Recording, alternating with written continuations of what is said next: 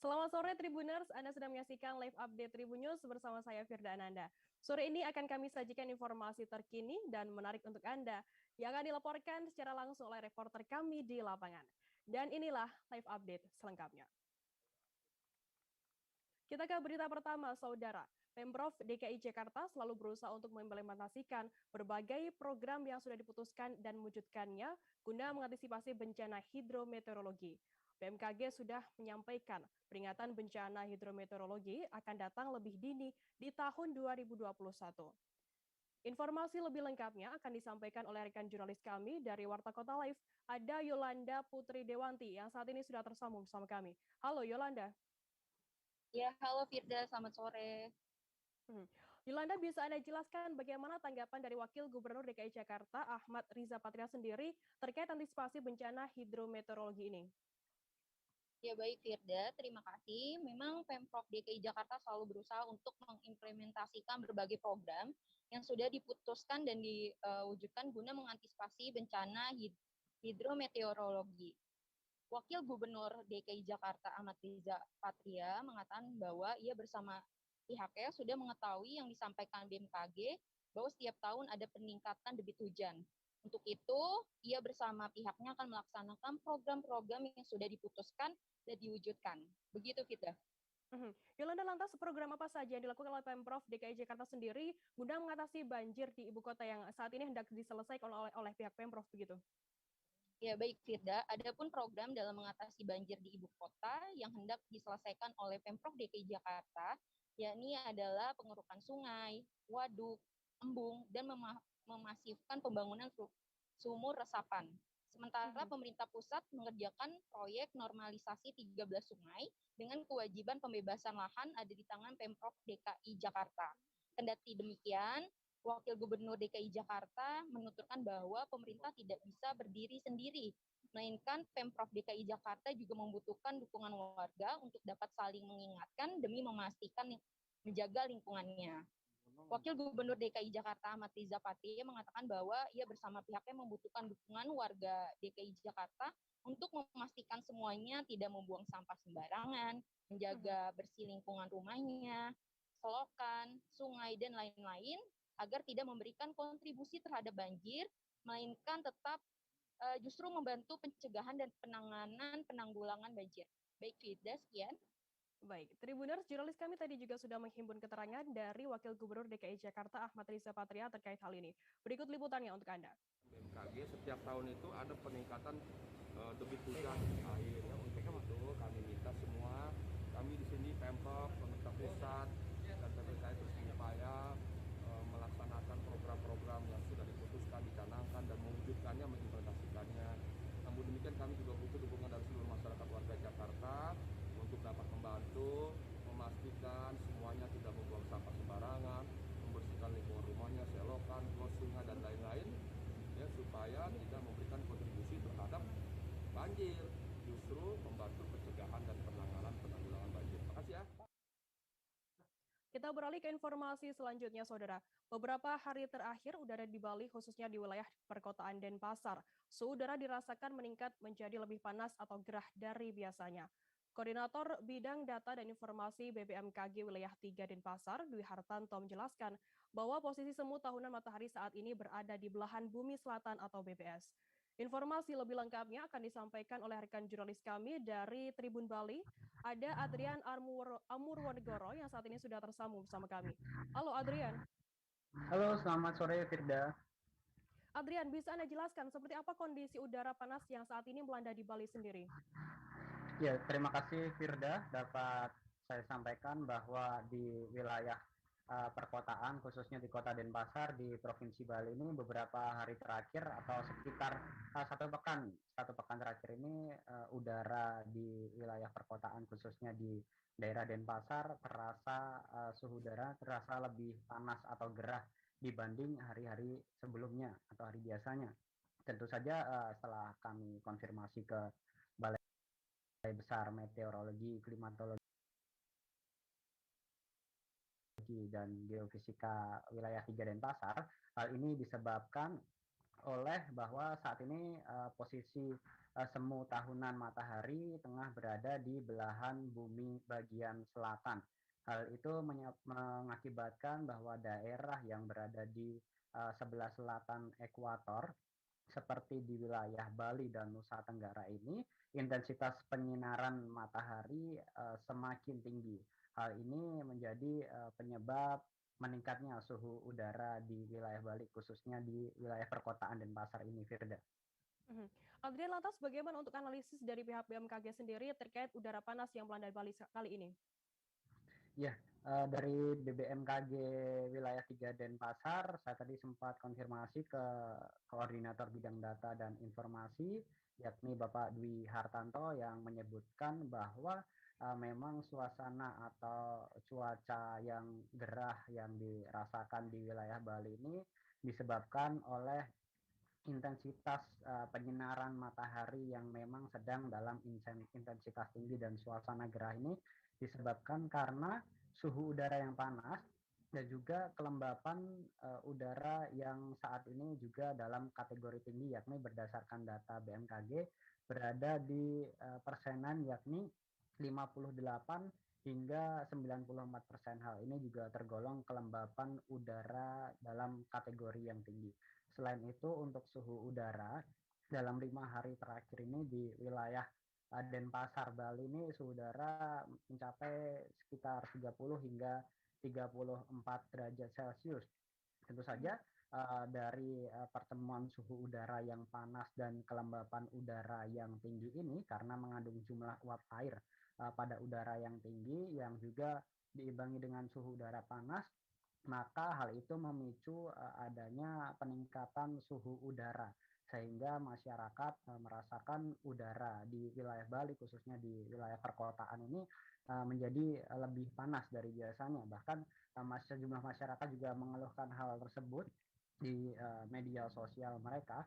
Bahkan ada yang merasa hingga sulit tidur saat malam karena saking panasnya udara, hingga mereka yang mandi sampai lebih dari 2 kali sehari karena saking panasnya cuaca udara di Bali dalam kurun 5 hari terakhir ini.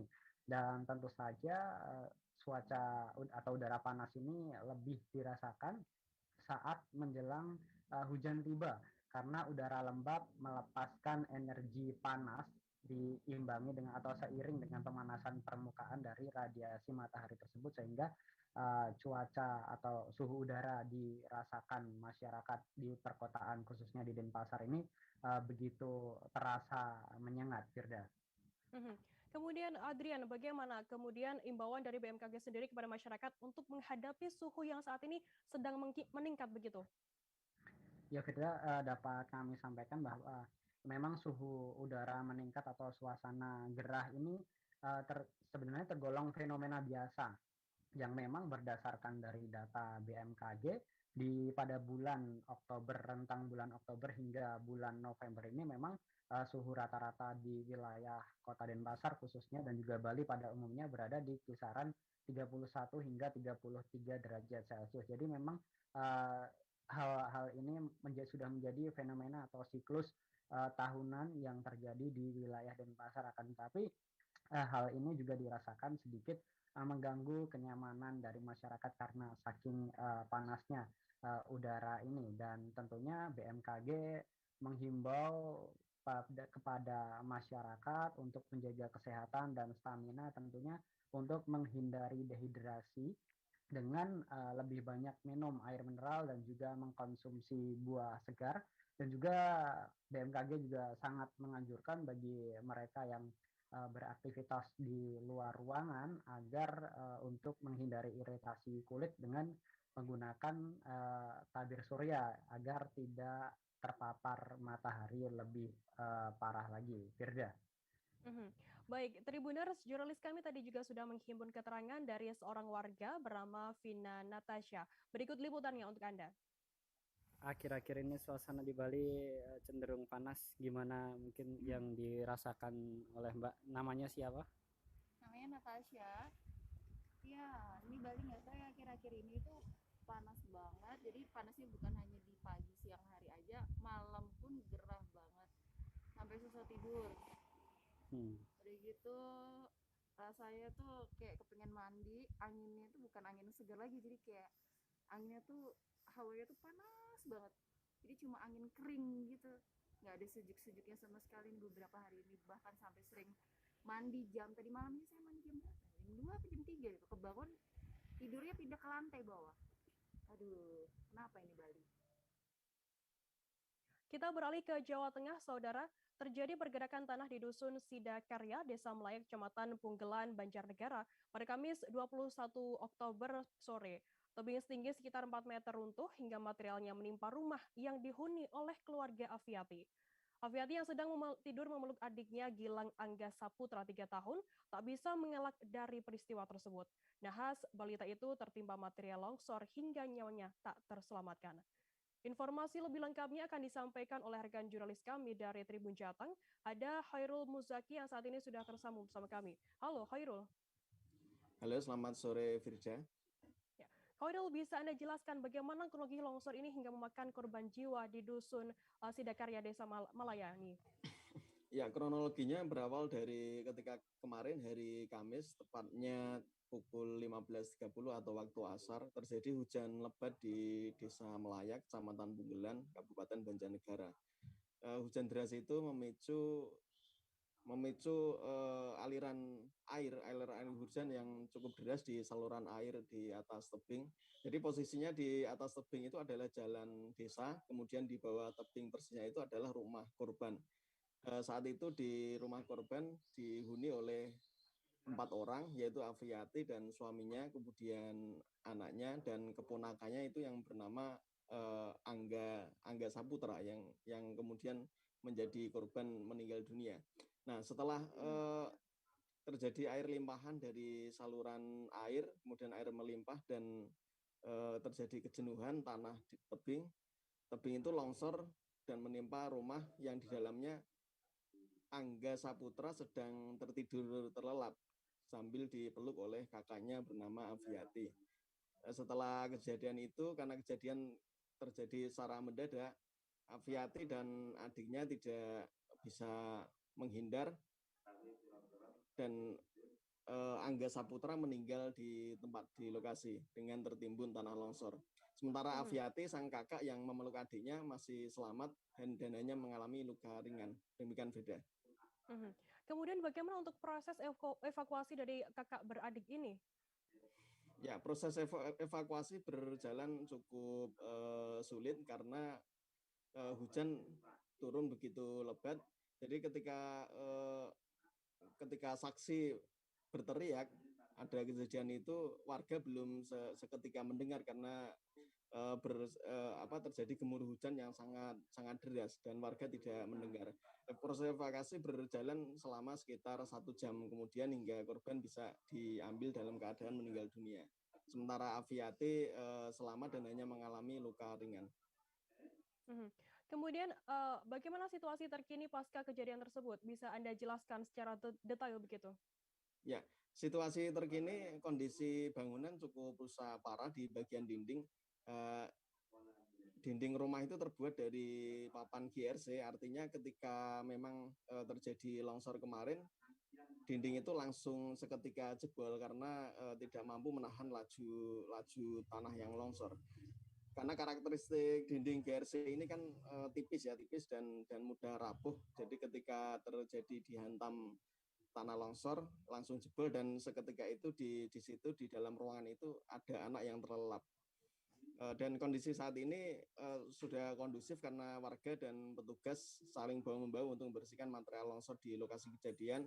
Sementara kejadian longsor bukan hanya terjadi di rumah Aviati, tapi juga di beberapa titik lain di sepanjang jalan menuju Dusun Sidakarya. Ini yang juga menghambat para petugas atau relawan untuk melakukan proses evakuasi dan pembersihan material longsor. Mengingat di sepanjang jalan ada lebih dari 5 titik longsor sehingga jalan pun sempat tertutup.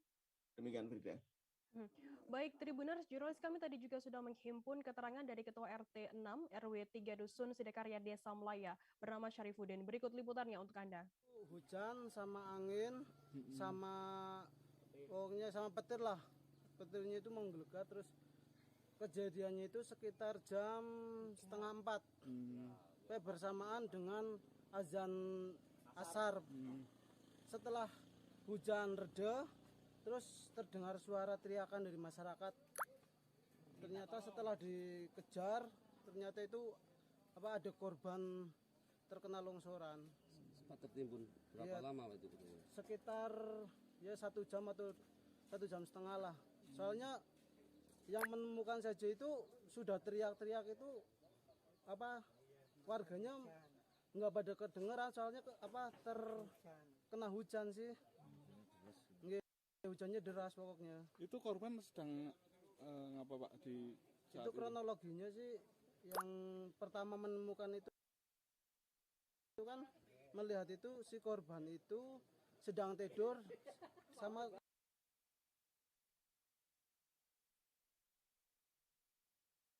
lagi dipeluk sama kakak kandungnya. Itu yang meninggal siapa, terus yang selamat? Yang meninggal itu saudara Gilang, putra Bapak Miswanto, sama kakaknya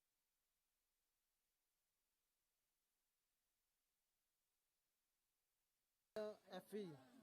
Kalau Evi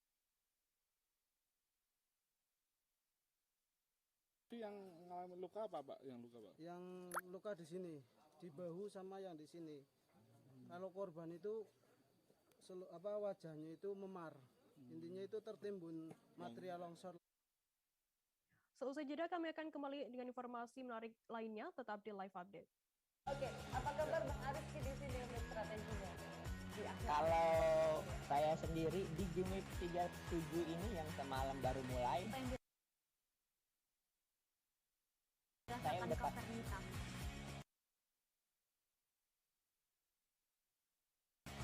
sebenarnya aku nggak ngerasa itu penangkapan atau penggerbegan atau apapun itu, karena gini loh, posisinya aku kriteria. Jadi kita mengenal disebut dengan stroke yang tidak berdarah dengan stroke yang berdarah. Stroke yang tidak berdarah itu biasanya ditandai dengan adanya penyumbatan. Kalau itu terjadi di sini mungkin pikirnya tidak ke situ kali ya, tapi kalau di Korea atau di Kamboja itu ada beberapa paper yang saya itu Mas, ya, dulunya tukang koran. Oh gitu ya. Tukang koran. Ya, saya baca itu Pak. Tuh kan, pernah baca kan? Ya. Jadi kalau saya jadi tanggam itu udah bersyukur banget. Si anak ini dijadikan sebagai tersangka begitu. Ya, kalau ini kita bicara yang di luar kasus Situbondo ya. Dengan nama hujan shower, di mana terdapat batas jelas antara daerah hujan dan tidak hujan yang biasanya terjadi pada fase awal mature stage atau tahap berbahaya dewasa. itu Kang. Jadi mulai artinya terjadinya perlembekan. Nah itu untuk penetrasi akan sulit. Gitu ya. Dok, saya ini menurut saya memang tidak mudah, bukan urusan tanah diambil. Kalau misalnya Amerika Serikat sekarang, Rasulullah mengatakan dalam sebuah hadis bahwa berpuasa di 6 hari Syawal itu. Oke, apa kabar Bang Ariski di sini untuk strateginya? Kalau saya sendiri di Game Week 37 ini yang semalam. Terima kasih Anda masih bersama kami di Live Update. Kita beralih ke informasi selanjutnya, Saudara. Boyband asal Korea Selatan BTS direncanakan bakal manggung di Jakarta International Stadium atau JIS Tanjung Priok, Jakarta Utara tahun depan. Direktur Utama PT Jakarta Propertindo atau Jakpro Widi Amanasto mengatakan BTS direncanakan menggelar konser setelah stadion tersebut rampung dibangun. Informasi lebih lengkapnya akan disampaikan oleh rekan jurnalis kami dari Tribun Jakarta. Ada Gerald Leonardo yang saat ini sudah tersambung bersama kami. Halo Gerald. Halo Firda, selamat sore juga Tribuners. Ya. Gerald, bisa Anda jelaskan bagaimana saat ini progres pembangunan Jakarta International Stadium atau JIS ini?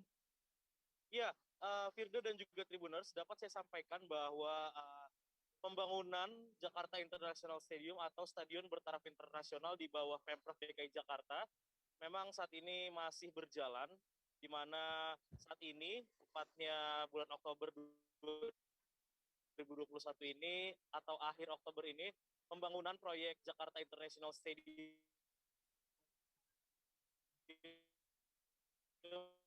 sudah memasuki pekan ke-100 disampaikan oleh Direktur Utama PT Jakarta Propertindo, yaitu Widi Amanasto, disebutkan bahwa memang dalam pekan ke-111 ini progres pembangunan dari JIS sudah mencapai 76,52%. Firda. Kapan rencananya stadion ini akan selesai rampung begitu? Bisa Anda informasikan lebih lanjut?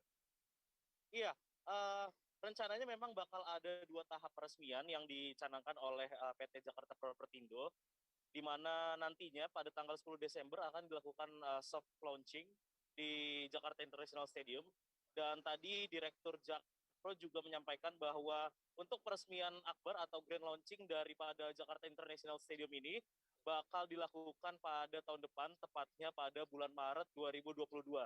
Dapat saya sampaikan juga, Firda dan Tribuners, hari ini memang perwakilan dari DPRD DKI Jakarta juga melakukan peninjauan ke proyek Jakarta International Stadium untuk melihat progres pembangunan dari stadion bertaraf internasional tersebut, di mana Wakil Ketua DPRD DKI Jakarta dari Partai Gerindra yakni M. Taufik, dia meminta kepada Jakpro untuk mengebut atau mempercepat proyek Jakarta International Stadium ini agar bisa diresmikan oleh atau agar bisa diresmikan sebelum Gubernur DKI Jakarta Anies Baswedan lengser dari jabatannya pada 17 Oktober 2022 mendatang. Firda. Gerald, kemudian kabarnya BTS ini akan menggelar konser di stadion tersebut. Selain konser dari BTS sendiri, apa saja kegiatan yang sudah direncanakan tahun depan? Ya, memang stadion ini sejatinya juga dipersiapkan untuk acara-acara akbar lainnya, tidak hanya untuk olahraga atau sepak bola saja, Firda dan Tribuners. Tadi disampaikan oleh Dirut Jakpro bahwa memang ke depannya Jakarta International Stadium akan dimanfaatkan untuk menghelat acara-acara besar seperti salah satunya konser musik. Dan tadi pihak Jakpro juga menyatakan bahwa salah satu rencana besar yang akan dijalankan oleh Jakpro untuk dalam rangka peresmian atau peluncuran Jakarta International Stadium adalah mengundang boy band asal Korea Selatan yakni BTS untuk tampil menggelar konser di Jakarta International Stadium. Informasi terakhir tadi dari Dirut juga disampaikan bahwa Jakpro sudah berkomunikasi dengan manajemen dari BTS, dan memang manajemen BTS menyampaikan bahwa mereka punya jadwal kosong di tahun depan, dan mereka sangat tertarik atau berkeinginan mampir ke Indonesia dan manggung di Indonesia. Karena itulah memang bahwa Jakpro langsung berinisiatif mengundang BTS untuk manggung di Jakarta International Stadium. Jakarta International Stadium ini memang Firda dilengkapi dengan fasilitas-fasilitas lainnya, jadi tak hanya untuk olahraga, nantinya juga bisa dipakai untuk konser dan juga untuk terintegrasi dengan tempat-tempat usaha lainnya, dan akan dijadikan sebagai potensi wisata di daerah Jakarta Utara. Firda. Gerald, lantas bagaimana untuk rencana debut JIS sendiri untuk digunakan sebagai pertandingan sepak bola? Iya, tadi disampaikan bahwa ada 2 kali peresmian yang bakal dilakukan di JIS, di mana peresmian pertama itu atau soft launching itu akan dilakukan pada 10 Desember 2021. Dalam prosesnya nanti, peresmian soft launching ini akan menghelat pertandingan sepak bola antara laga persahabatan tepatnya antara timnas Indonesia melawan beberapa tim dari benua biru, di mana beberapa tim tersebut tadi disebutkan bahwa yang akan melawan timnas Indonesia adalah Real Madrid, Barcelona, dan Juventus. Namun yang akan bertanding ini adalah tim dari klub tersebut yang berusia di bawah 20 tahun. Firda. Baik, Tribuners, tadi jurnalis kami juga sudah menghimpun keterangan dari Direktur Utama PT Jakarta Propertindo, Widi Amanasto. Berikut liputannya untuk Anda. Pertama, kita laporkan dulu mengenai progres pembangunan JIS 5. Minggu ke-111 itu sudah mencapai 76,52% total, atau positif deviasi kurva S kita adalah 0,58%. Akhir bulan ini sudah mencapai 80%. Mungkin seluruh pasarnya sudah tertutup. Di atas itu, di atas sana itu ada shopping track. Jadi kita bisa lihat 360 derajat seluruh dari Danau Cincin sampai ke Ancol, kita bisa lihat di atasnya.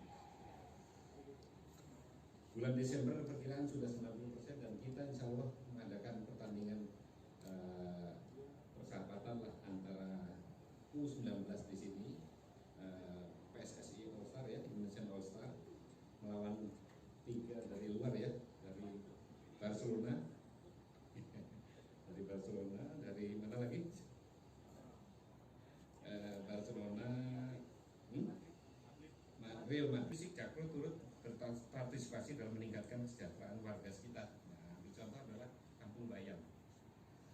Resettlement Action Plan (RAP) mengedepankan musyawarah dan nilai-nilai kemanusiaan dalam pelaksanaannya. Kita sudah lakukan, jadi tidak ada gejolak. Jadi mereka pindah dengan istilahnya adalah suruh memilih apakah direlokasi ke rumah susun atau pulang ke kampung dengan uang musyawarah. Tribuners, usai jeda kami akan kembali di informasi lainnya, tetap di live update. Oke, apa kabar Bang Ariski di sini untuk strateginya? Kalau saya sendiri di Gimik 37 ini yang semalam baru mulai, saya udah sebenarnya aku nggak ngerasa itu penangkapan atau penggerebegan atau apapun itu, karena gini loh, posisinya aku kriteria. Jadi kita mengenal disebut dengan stroke yang tidak berdarah dengan stroke yang berdarah. Stroke yang tidak berdarah itu biasanya ditandai dengan adanya penyumbatan. Kalau itu terjadi di sini mungkin pikirnya tidak ke situ kali ya, tapi kalau di Korea atau di Kamboja itu ada beberapa paper yang Saya itu Mas, dulunya tukang koran. Oh gitu ya. Tukang koran. Ya, saya baca itu Pak. Tuh kan, pernah baca kan? Jadi kalau saya jadi pangdam itu udah bersyukur banget. Si anak ini dijadikan sebagai tersangka begitu. Ya, kalau ini kita bicara yang di luar kasus Sebongombo ya. Dikenal dengan nama hujan shower, di mana terdapat batas jelas antara daerah hujan dan tidak hujan yang biasanya terjadi pada fase awal mature stage atau tahap Berbahaya dewasa. itu Kang. Jadi mulai artinya terjadinya perlempekan. Nah itu untuk penetrasi akan sulit. Gitu ya. Dok, saya ini menurut saya memang tidak mudah, bukan urusan tanah diambil. Kalau misalnya Amerika Serikat sekarang, Rasulullah mengatakan dalam sebuah hadis bahwa berpuasa di 6 hari Syawal itu. Oke, apa kabar Bang Ariski di sini untuk strateginya? Kalau saya Kita beralih ke informasi selanjutnya, Saudara. Menteri Sosial Tri Risma hari ini berziarah ke makam Cut Nyadin di Kompleks Pemakaman Gunung Puyuh, Desa Sukajaya, Kecamatan Sumedang Selatan, Kabupaten Sumedang, Jawa Barat pada Jumat 22 Oktober hari ini. Kedatangan Mensos Risma disambut langsung oleh Bupati Sumedang Doni Ahmad Munir, Ketua DPRD Sumedang Irwan Syah Putra, Wakil Ketua DPRD Jawa Barat Ineu Purwadewi Sundari, Sekda Sumedang Herman Suherman yang tiba di area pemakaman lebih dulu. Informasi lebih lengkapnya akan disampaikan oleh rekan jurnalis kami dari Tribun Jabar. Ada Kiki Andriane yang saat ini sudah tersambung bersama kami. Halo Kiki. Baik, selamat sore Firda. Ya, Kiki, bisa Anda jelaskan bagaimana jalannya ziarah ke makam Cut Nyadin ini? Studio 3 dong. Dapat saya sampaikan, Mensos Tri Risma melakukan ziarah ke makam pahlawan. Kita mulai ini tuh biar dipakai itunya ya sama aja.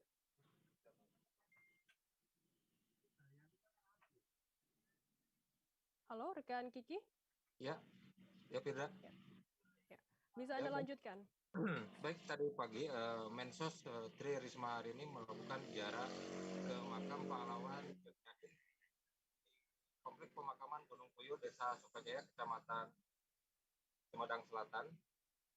Rombongan Tri Risma hari ini datang di Kompleks Pemakaman sekitar pukul 8 tadi pagi. Dalam rangka apa Mensos Risma ini berkunjung ke Sumedang? Bisa Anda jabarkan lebih detail begitu? Berdasarkan keterangan dari Mensos Tri Risma, kedatangan untuk berziarah ke makam pahlawan Cut Nyadin dalam rangka menyongsong Hari Pahlawan. Kemudian di makam Cut Nyadin sendiri, Mensos Risma didampingi oleh siapa saja di sana? Kedatangan Mensos disambut oleh Bupati Sumedang Doni Ahmad Munir dan Ketua DPRD Kabupaten Sumedang Irwan Saputra dan unsur Prokopimda Kabupaten Sumedang maupun Jawa Barat. Saat di makam Cut Nyadin begitu, Mensos Risma melakukan hal apa saja, bisa Anda jelaskan lebih detail begitu, Kiki? Di lokasi makam Cut Nyadin, Bupati Sumedang Doni Ahmad Munir menyampaikan rencananya untuk melakukan penataan kompleks makam Cut Nyadin, dan Mensos Risma menyampaikan siap untuk membantu proses penataan kompleks pemakaman kompleks makam Cut Nyadin. Kiki, seusai berziarah Mensos Risma, apakah ada agenda lain saat berkunjung ke Subang? Ke Sumedang maksud kami. Berdasarkan informasi yang saya dapatkan di lokasi, setelah berziarah di makam Cut Nyadin, Mensos Risma langsung bertolak kembali ke Jakarta. Baik, terima kasih rekan jurnalis dari Tribun Jabar, Kiki Adriana, atas laporan Anda. Selamat bertugas kembali. Kita beralih ke informasi selanjutnya, Saudara.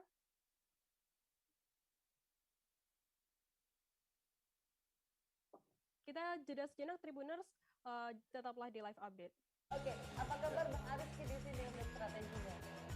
Kalau saya sendiri di Game Week 37 ini yang semalam baru mulai, saya udah sebenarnya aku nggak ngerasa itu penangkapan atau penggerebegan atau apapun itu, karena gini loh, posisinya aku kriteria.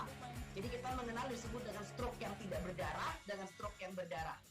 Stroke yang tidak berdarah itu biasanya ditandai dengan adanya penyumbatan. Kalau itu terjadi di sini mungkin pikirnya tidak ke situ kali ya, tapi kalau di Korea atau di Kamboja itu ada beberapa paper yang saya itu Mas, dulunya tukang koran.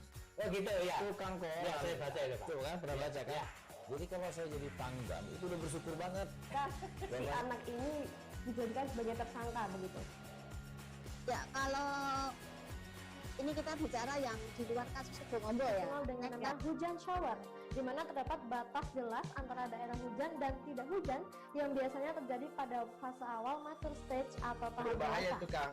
Jadi mulai artinya terjadinya perlembekan. Nah itu untuk penetrasi akan sulit. Begitu ya. Dok, saya ini menurut saya memang tidak mudah, bukan urusan tanah di. Kita beralih ke informasi selanjutnya, Saudara. Kecelakaan lalu lintas kembali terjadi di Kabupaten Minahasa Selatan, Provinsi Sulawesi Utara, tepatnya terjadi di Jalan Trans Sulawesi, Desa Tumpaan, Kecamatan Tumpaan pada Jumat 22 Oktober hari ini. Kecelakaan yang terjadi pada pukul 3 dini hari tersebut menewaskan 3 orang. 3 orang tersebut yang meninggal yakni Rinto Abdul Wahab, 26 tahun, Hendra Makuta 17 tahun, dan Arpan Datau 17 tahun. Informasi lebih lengkapnya akan disampaikan oleh rekan jurnalis kami dari Tribun Manado. Ada Rulmantik yang saat ini sudah tersambung bersama kami. Halo Rulmantik. Halo, selamat sore rekan Firda. Rulmantik, bisa Anda jelaskan, bisa diceritakan kronologi kecelakaan tersebut seperti apa informasinya?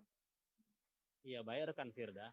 Jadi kecelakaan lalu lintas yang terjadi pada subuh tadi sekitar pukul 3 subuh itu berawal saat kendaraan yang dikendarai oleh Rinto, kendaraan truk yang memuat bahan-bahan bangunan seperti besi dan bahan bangunan lainnya, melaju dari arah kota Manado menuju ke Gorontalo. Nah, ketika tiba di Jalan Trans Sulawesi di desa Tumpaan, Kecamatan Tumpaan, Kabupaten Minahasa Selatan, entah apa ya penyebabnya, tiba-tiba si Rinto mengerem kendaraan secara tiba-tiba. Nah, ketika dia mengerem kendaraan yang melaju cukup kencang itu mengarah ke sebelah kiri. Nah, di sebelah kiri terdapat satu unit kendaraan truk yang juga diparkir. Nah, kendaraan truk itu sementara mengantri BBM jenis solar di SPBU di desa Tumpaan. Nah, dalam seketika juga itu tabrakan langsung terjadi di lokasi tersebut. Dan pada tabrakan itu 2 orang langsung meninggal dunia, yaitu sopir beserta 1 buruhnya, sementara 1 orang lagi dalam keadaan kritis. Nah, orang yang dalam keadaan kritis ini dibawa ke rumah sakit dan dilakukan perawatan, tapi tidak berapa lama kemudian setelah menjalani perawatan di Rumah Sakit Kalau Oran Amurang, satu korban ini juga langsung meninggal dunia. Demikian rekan Firda. Kemudian Romantik, bagaimana untuk kondisi dari ketiga korban saat ini? Nah, ketiga korban itu tiga-tiganya sudah meninggal dunia. Namun saat akan dievakuasi, pemandangan yang cukup mengenaskan memang dapat dilihat oleh sejumlah saksi, baik sopir truk maupun warga sekitar dan pihak kepolisian.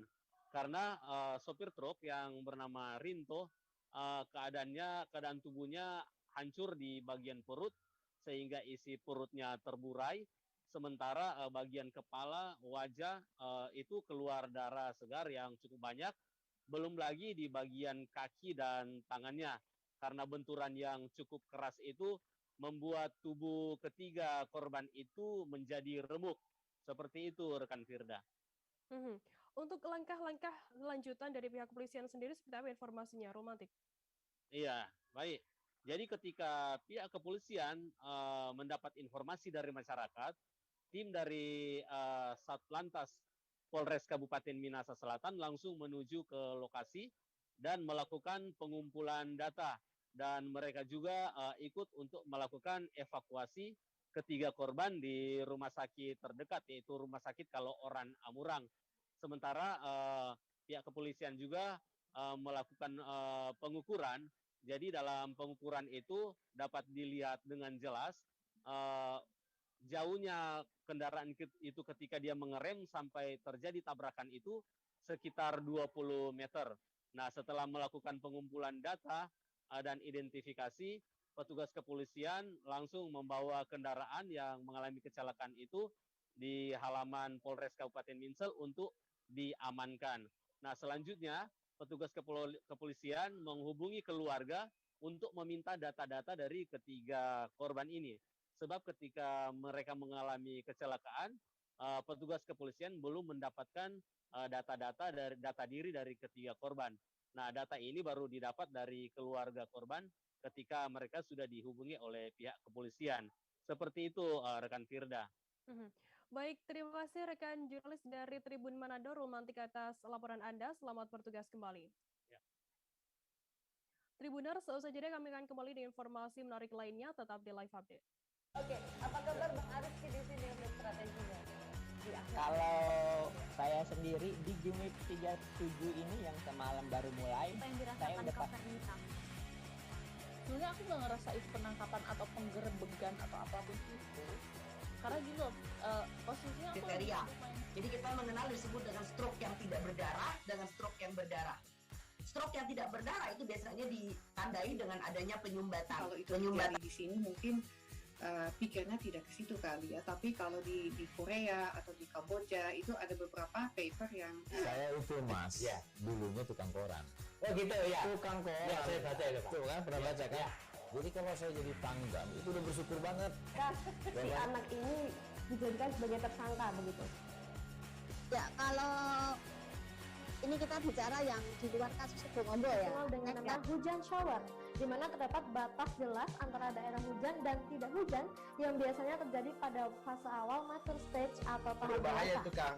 Jadi mulai artinya terjadinya perlempekan. Nah itu untuk penetrasi akan sulit begitu ya. Dok, saya ini menurut saya memang tidak mudah, bukan urusan tanah diambil. Kalau misalnya Amerika Serikat sekarang, Rasulullah mengatakan dalam sebuah hadis bahwa berpuasa di 6 hari Syawal itu. Oke, apa kabar Bang Ariski di sini untuk strateginya? Kalau saya sendiri di Game Week 37 ini yang semalam baru mulai, saya udah pasti. Sebenarnya aku nggak ngerasa itu penangkapan atau penggerebegan atau apapun itu. Karena gini loh, posisinya aku kriteria. Jadi kita mengenal disebut dengan stroke yang tidak berdarah dengan stroke yang berdarah. Stroke yang tidak berdarah itu biasanya ditandai dengan adanya penyumbatan. Kalau itu terjadi di sini mungkin pikirnya tidak ke situ kali ya, tapi kalau di Korea atau di Kamboja itu ada beberapa paper yang saya itu mas, ya, dulunya tukang koran. Oh gitu ya, Tukang koran. Ya, saya baca itu Pak. Tuh kan, pernah baca kan? Ya.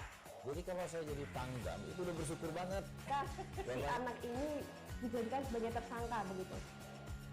Ya, kalau ini kita bicara yang di luar kasus Sebongombo ya. Dikenal dengan nama hujan shower, di mana terdapat batas jelas antara daerah hujan dan tidak hujan yang biasanya terjadi pada fase awal mature stage atau tahap Berbahaya dewasa. itu Kang.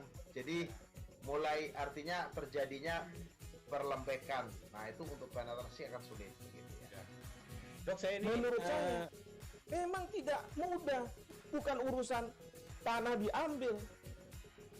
Kalau misalnya Amerika Serikat sekarang, Rasulullah mengatakan dalam sebuah hadis bahwa berpuasa di 6 hari Syawal itu. Oke, apa kabar Bang Ariski di sini untuk strateginya? Kalau saya sendiri di Jumip 37 ini yang semalam baru mulai, saya udah pas. Sebenarnya aku nggak ngerasa itu penangkapan atau penggerebegan atau apapun itu, karena gini loh, posisinya aku Kriteria. Jadi kita mengenal disebut dengan stroke yang tidak berdarah dengan stroke yang berdarah. Stroke yang tidak berdarah itu biasanya ditandai dengan adanya penyumbatan. Kalau itu terjadi di sini mungkin pikirnya tidak ke situ kali ya, tapi kalau di Korea atau di Kamboja itu ada beberapa paper yang Saya itu Mas, dulunya tukang koran. Oh gitu ya. Tukang koran. Ya, saya baca itu Pak. Tuh kan, pernah baca kan? Jadi kalau saya jadi Pangdam itu udah bersyukur banget. Si anak ini dijadikan sebagai tersangka begitu. Ya, kalau ini kita bicara yang di luar kasus Sebongombo ya. Dikenal dengan nama hujan shower, di mana terdapat 4, 3. Update. Kita beralih ke informasi selanjutnya, Saudara. 2 anak pekerja migran Indonesia PMI dipulangkan secara khusus ke Indonesia pada Kamis 21 Oktober. Diketahui 2 kakak beradik itu bernama Muhammad Hairil bin Aris, 8 tahun, dan Muhammad Hasril bin Aris, 6 tahun, asal desa Sangkala, Kecamatan Kajang, Kabupaten Bulukumba, Sulawesi Selatan. Keduanya dipulangkan bersama 191 PMI yang dideportasi dari Tawa, Malaysia ke Indonesia melalui Nunukan, Kalimantan Utara. Informasi lebih lengkapnya akan disampaikan oleh rekan jurnalis kami dari Tribun Kaltara. Ada Febrianus Felis yang saat ini sudah tersambung bersama kami. Halo Felis. Ya, halo Firda. Ya, Felis, bisa Anda jelaskan bagaimana tindakan selanjutnya dari BP2MI sendiri Nunukan terhadap 2 anak PMI tersebut? Ya, sebelumnya Hairil dan Hasril ini merupakan kakak beradik yang dipulangkan bersama dengan 191 pekerja migran Indonesia yang dideportasi dari Tawa, Malaysia kemarin sore. Dan dari keterangan dari keterangan Badan Perlindungan BP2MI di Nunukan, Arbain mengatakan bahwa kedua anak tersebut mengalami sedikit trauma mengingat bapaknya yang berada di dalam tahanan bersama mereka itu meninggal dunia akibat sakit. Sehingga saat ini kedua anak tersebut diserahkan oleh BP2MI kepada Dinas Pemberdayaan Perempuan dan Perlindungan Anak Kabupaten Nunukan untuk diberikan semacam trauma healing kepada 2 anak tersebut. Begitu, Firda. Kemudian Felis, apakah ada pihak keluarga yang saat ini sudah coba dihubungi oleh pihak BP2MI Nunukan? Baik, dari keterangan BP2MI Nunukan sendiri, saat ini mereka dalam proses menghubungi paman dan neneknya yang berada di Bulukumba. Namun untuk memastikan bahwa paman dan nenek anak tersebut adalah benar, mereka bekerja sama dengan BP2MI Makassar untuk menelusuri rumah keluarga dari anak tersebut. Sehingga mereka belum bisa memastikan, sampai saat ini belum bisa memastikan bahwa benar kedua anak tersebut memiliki paman dan nenek yang saat ini katanya berada di Bulukumba. Begitu, Filda. Kemudian Felis, bagaimana saat ini kondisi dari 2 anak PMI tersebut dan saat ini berada di mana kakak beradik ini? Jadi dari keterangan Dinas Pemberdayaan Perempuan dan Anak, Farida mengatakan bahwa saat ini kondisi kedua kakak beradik anak PMI tersebut sedikit mengalami traumatik, sehingga mereka dari kemarin itu menangis-nangis dan diketahui mengalami sedikit trauma karena meninggalnya bapak kandung mereka di hadapan mereka di dalam tahanan Depot Imigrasi Tawa, sehingga mereka harus menjalani semacam trauma healing untuk menghilangkan trauma atau psikis mereka belum akan diserahkan kepada pihak keluarga. Begitu, Firda. Felis, apa alasan Dinas Pemberdayaan Perempuan dan Perlindungan Anak Kabupaten Nunukan sendiri belum mau menyerahkan 2 anak PMI tersebut ke pihak keluarga? Ya, dari keterangan Dinas Pemberdayaan Perempuan dan Perlindungan Anak Kabupaten Nunukan, memang sudah ada pihak keluarga, yakni tante atau sepupu dari ayah kedua anak tersebut sudah ingin menjemput mereka ke Nunukan dari Bulukumba. Namun dari pihak Dinas Pemberdayaan Perempuan dan Anak belum bisa menyerahkan kedua anak PMI tersebut kepada pihak keluarga karena pertimbangannya anak tersebut masih mengalami trauma dan juga mereka belum pihak yang mengaku keluarga belum bisa menyerahkan atau memberikan semacam bukti bahwa mereka adalah keluarga daripada anak tersebut, sehingga Dinas Pemberdayaan Perempuan belum bisa menyerahkan kedua anak tersebut kepada pihak yang mengaku keluarga. Begitu, Firda. Baik, Tribuners, jurnalis kami tadi juga sudah menghimpun keterangan dari pihak terkait dan berikut liputannya untuk Anda. Info yang kami terima, surat yang kami terima pertama dari Konsulat Tawau itu berjumlah 197. Nah, ternyata dalam waktu pemeriksaan di tanggal 20 ada 3 orang yang positif COVID dan 1 orangnya yang memang dokumennya belum selesai, sehingga tidak bisa melanjutkan perjalanan ke Nunukan. Total yang pulang ke Nunukan 193 orang. Ini pertama gitu, untuk selanjutnya bakal ada lagi dan ada lagi gitu Pak ya, sampai Desember, sampai 1.400 lebih itu? Ya, ini akan berlanjut mungkin sampai Desember, hasil via telepon atau meeting Zoom dengan konsulat yang ada di Tawau dan Ciki. Mungkin di akhir bulan ini ataupun di awal daripada bulan November itu ada dari kota Kinabalu deportasi sebanyak 354 orang. Ini ada catatan nggak, kayak kemarin kan katanya 2 anak gitu ya dideportasi, nggak ada orang tuanya. Nanti kayak apa nanti selanjutnya? Baik, dari 193 itu ada 2 anak laki-laki yang berumur 8 tahun dan 6 tahun. Namanya? Kemudian Muhammad Asril dan Muhammad Azril. Asril berapa tahun itu? Asril 8 tahun. Oke. Yang Azril 6 tahun. Nah, ini mereka sebenarnya terjaring dalam razia daripada pemerintah Malaysia, akhirnya ditahan orang tuanya dan anak-anaknya. Kota Bontang berhasil meraih penghargaan ASEAN kategori Clean Land Kota Kecil. Penghargaan itu diraih lantaran Bontang dinobatkan sebagai kota terbersih se-Asia Tenggara. Atas penghargaan tersebut, Wakil Wali Kota Bontang Najirah pun mengungkapkan rasa terima kasih kepada masyarakat yang telah berperan aktif menjaga lingkungan. Informasi lebih lengkapnya akan disampaikan oleh rekan jurnalis kami dari Tribun Kaltim. Ada Ismail Usman yang saat ini sudah tersambung bersama kami. Halo Ismail. Halo Firda. Ismail, bisa Anda jelaskan, Bontang menyabet penghargaan Adipura tingkat ASEAN. Bagaimana penghargaan tersebut bisa diperoleh? Bisa Anda jelaskan lebih rinci begitu? Ya, perolehan juara ini lantaran dianggap Bontang sebagai kota terbersih. Sebelumnya Bontang mengikuti lomba dari antar daerah sehingga dinominasi mewakili Indonesia untuk mewakili Indonesia di ASEAN Tenggara. Nah, ada 3 kategori sebenarnya perlombaan ini, namun salah satunya Bontang mengikuti Clean Land sebagai kota kecil yang termasuk paling bersih. Upaya pemerintah selalu menjaga lingkungan dan memberikan kesadaran masyarakat mengantarkan Bontang sebagai juara Adipura se-Asia Tenggara. Kemudian, apakah memang ini penghargaan yang pertama kali disabet oleh Bontang sendiri, ataukah memang sebelumnya sudah pernah menyabet penghargaan yang sama? Sebelumnya Kota Bontang sudah sering menyabet penghargaan Adipura dan menjadi langganan juara Adipura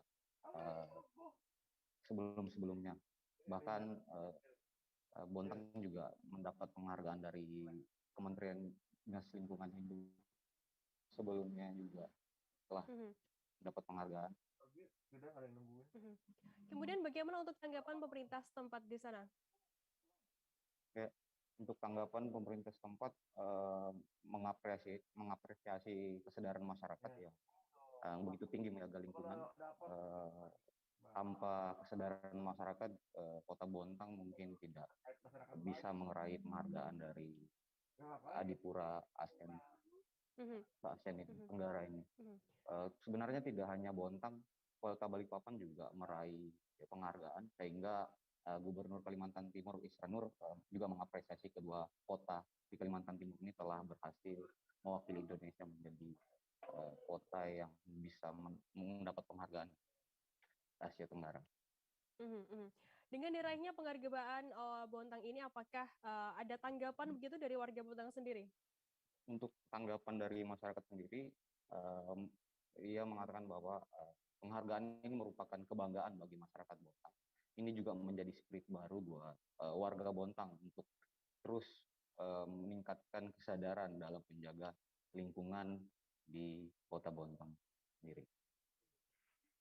Baik, Tribuners, jurnalis kami tadi juga sudah menghimpun keterangan dari Wali Kota Bontang, Basri Rase. Berikut liputannya untuk Anda.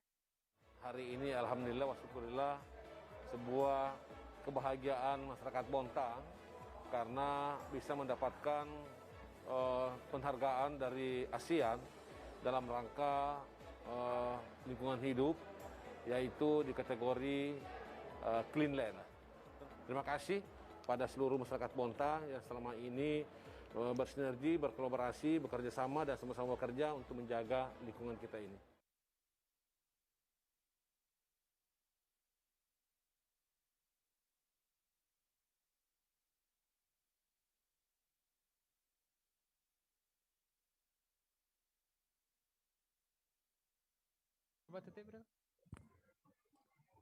Tribuners, kita akan jeda sejenak, tetap di live update.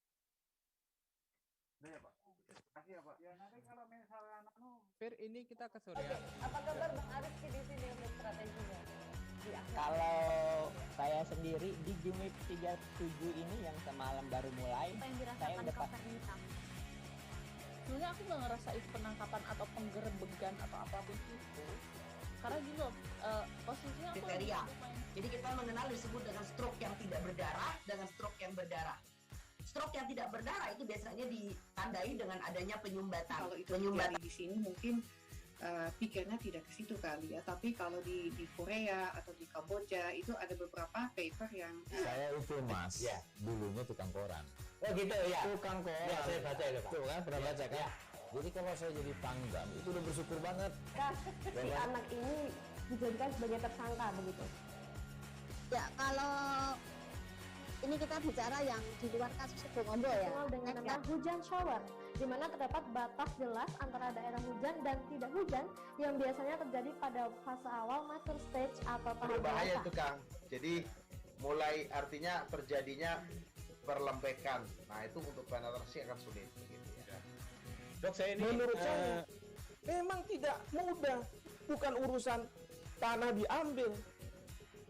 Kalau misalnya Amerika Serikat sekarang, Rasulullah mengatakan dalam sebuah hadis bahwa berpuasa di 6 hari Syawal itu. Oke, apa kabar Bang Ariski di sini untuk strateginya? Kalau saya sendiri di Jumip 37 ini yang semalam baru mulai, saya udah pasti.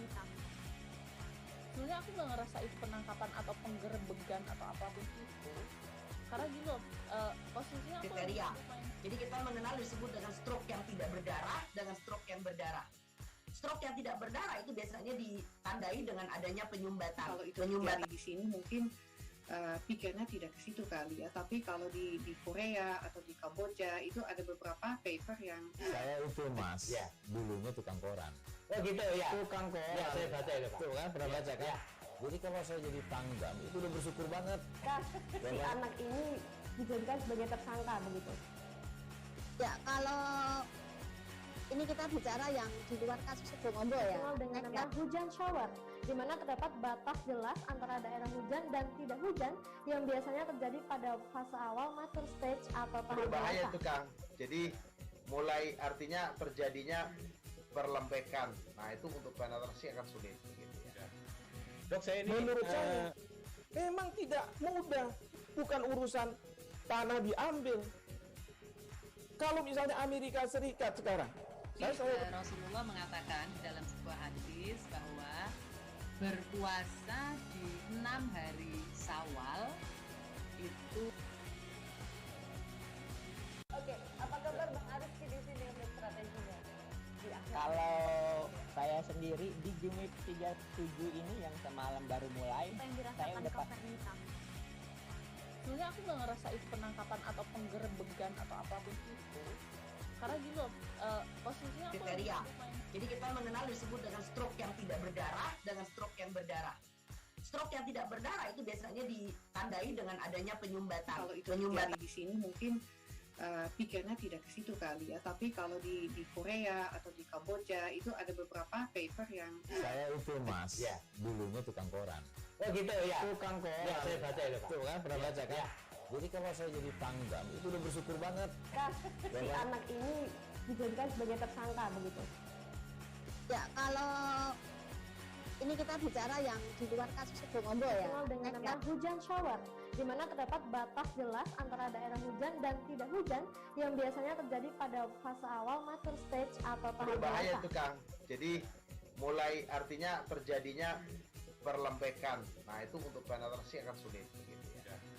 Dok, saya ini menurut saya memang tidak mudah, bukan urusan tanah diambil. Kalau misalnya Amerika Serikat sekarang, Rasulullah mengatakan dalam sebuah hadis bahwa berpuasa di 6 hari Syawal itu. Oke, apa kabar Bang Ariski di sini untuk strateginya? Kalau saya sendiri di Jumip 37 ini yang semalam baru mulai, saya udah pas. Sebenarnya aku nggak ngerasa itu penangkapan atau penggerebegan atau apapun itu. Karena gini loh, posisinya aku kriteria. Jadi kita mengenal disebut dengan stroke yang tidak berdarah dengan stroke yang berdarah. Stroke yang tidak berdarah itu biasanya ditandai dengan adanya penyumbatan. Kalau itu terjadi di sini mungkin pikirnya tidak ke situ kali ya. Terima kasih Anda masih bersama kami di Live Update. Kita beralih ke informasi selanjutnya, Saudara. Pemkot Surabaya melakukan relaksasi ekonomi dengan membuka tempat rekreasi hiburan umum atau RHU. Rencananya RHU ini di Surabaya bisa beroperasi mulai pada hari ini. Wali Kota Surabaya Eri Cahyadi menjelaskan bahwa menindaklanjuti turunnya level PPKM di Surabaya menjadi level 1, maka ada sejumlah sektor yang mengalami pelonggaran. Informasi lebih lengkapnya akan disampaikan oleh rekan jurnalis kami dari surya.co.id, ada Bobby Koloway yang saat ini sudah tersambung bersama kami. Halo Bobby. Halo rekan Firda. Bobby, bisa Anda jelaskan, Wali Kota Surabaya Eri Cahyadi menjelaskan bahwa ada pelonggaran tersebut. Ada berapa tempat hiburan yang saat ini boleh dibuka di Surabaya? Baik, jadi pemerintah Kota Surabaya melakukan relaksasi dengan membuka sejumlah tempat rekreasi hiburan umum atau RHU di Kota Surabaya. Pembukaan ini ditandai dengan penandatanganan fakta integritas oleh sejumlah pengusaha RHU di Kota Surabaya. Hari ini ada total sekitar 120 pengusaha RHU yang melakukan penandatanganan di Pemkot Surabaya. Penandatanganan fakta integritas ini dilakukan oleh pengusaha, baik itu dari pengusaha karaoke, tempat pijat, spa, hingga hiburan malam. Dengan ditandatanganinya fakta integritas hari ini, maka mereka diperbolehkan untuk mengikuti atau membuka tempat usahanya di masing-masing wilayah di Kota Surabaya. Firda. Bobby, lantas bagaimana untuk penerapan protokol kesehatan di tempat-tempat yang sudah dilonggarkan ini? Baik. Jadi sebelum melakukan penandatanganan fakta integritas ini, masing-masing tempat usaha diwajibkan untuk mengikuti asesmen protokol kesehatan. Mereka harus bisa menyiapkan fasilitas penunjang protokol kesehatan. Satu di antara yang harus dilakukan adalah penerapan aplikasi Peduli Lindungi yang nantinya akan diaplikasikan kepada para pengunjung hingga para karyawan. Sehingga apabila pengunjung belum vaksin gitu ya, tidak bisa masuk ke dalam RHU tersebut. Selain itu, masing-masing tempat usaha juga diwajibkan untuk melengkapi dengan Satgas COVID-19 Mandiri yang merupakan karyawan dari RHU tersebut. Selain itu, masing-masing RHU juga diberikan batasan waktu jam kerja, apabila mereka buka sejak siang, maka jam buka maksimal harus tutup pukul 10 malam.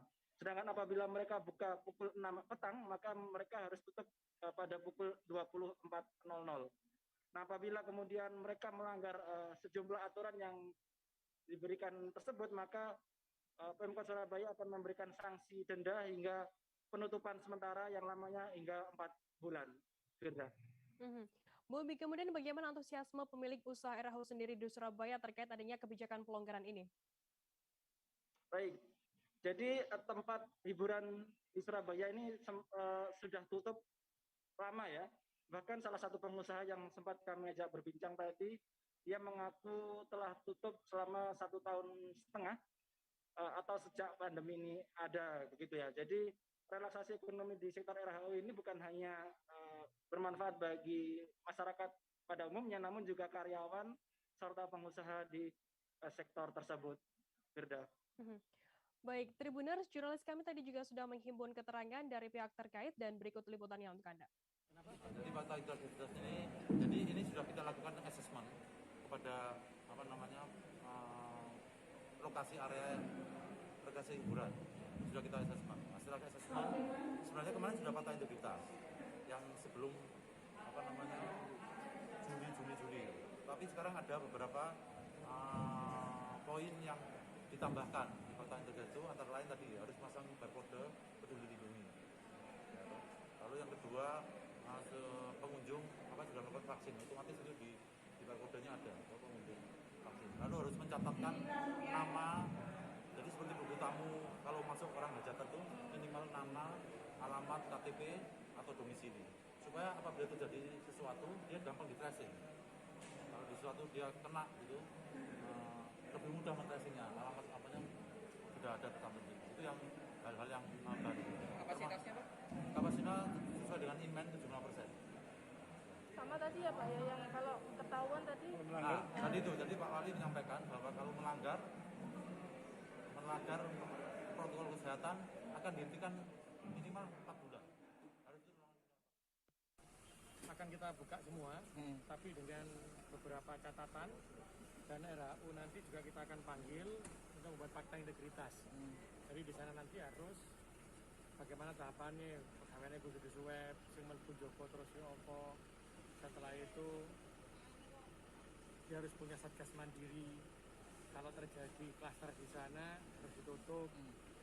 Pirang-ulang nggak buka, itu fakta integritas yang harus disepakati bersama. Sehingga apa? Meskipun ekonomi harus bergerak, tapi harus Joko. Terus yang kedua, batas maksimalnya ada berapa yang ada yang di dalam. Ini yang lagi dirapatkan sama teman-teman Linmas ya, dengan teman-teman RHU, sehingga lagi sebagai bisa bergerak, tapi ya ojo toh harus cukup diawet giat-giat noai. Ketika kamu sudah punya suatu kenyataan, ya berarti harus melakukan itu. Jadi bukan kok perwakilannya dituntut gini, enggak lah. Ini pada Joko kan, ekonomi harus jalan, tapi kesehatan juga harus tetap di ini kan. Kita beralih ke informasi selanjutnya, Saudara. Menteri Koordinator Bidang Politik, Hukum dan HAM, Hukum dan Keamanan, maksud kami, Profesor Mahfud MD, meminta secara tegas kepada para penyedia layanan pinjaman online ilegal untuk berhenti meneror-teror atau mendebar teror atau ancaman kepada para pengguna layanannya. Sebab Mahfud mengatakan teror yang diberikan para pinjol ilegal itu telah membuat resah masyarakat, bahkan dampaknya sampai membuat orang nekat bunuh diri. Informasi lebih lengkapnya akan disampaikan oleh rekan jurnalis kami dari tribunnews.com, ada Rizky Sandi Saputra yang saat ini sudah tersambung bersama kami. Halo Rizky. Ya, halo Firda dan juga Tribunnews. Rizky, bisa Anda jelaskan bagaimana Menko Polhukam Mahfud MD ini menyikapi merebaknya layanan pinjol ilegal?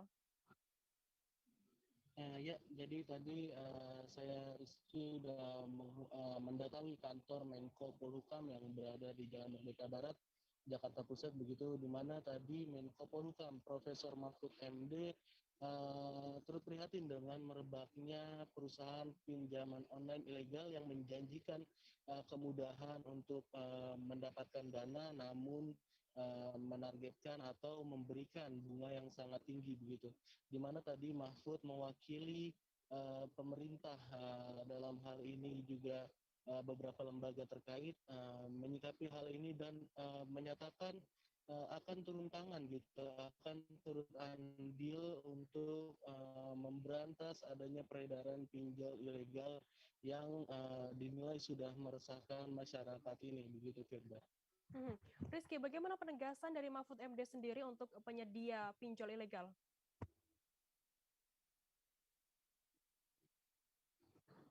Ya, tadi juga Profesor Mahfud menyebutkan kalau dirinya menerima laporan adanya salah satu warga yang tidak bisa disebutkan namanya atau identitasnya dirahasiakan itu sampai nekat bunuh diri karena terlilit hutang gitu. Yang dimana awalnya Mahfud mengatakan kalau yang bersangkutan ini meminjam dana sekitar Rp1.200.000, namun angka ini terus meningkat.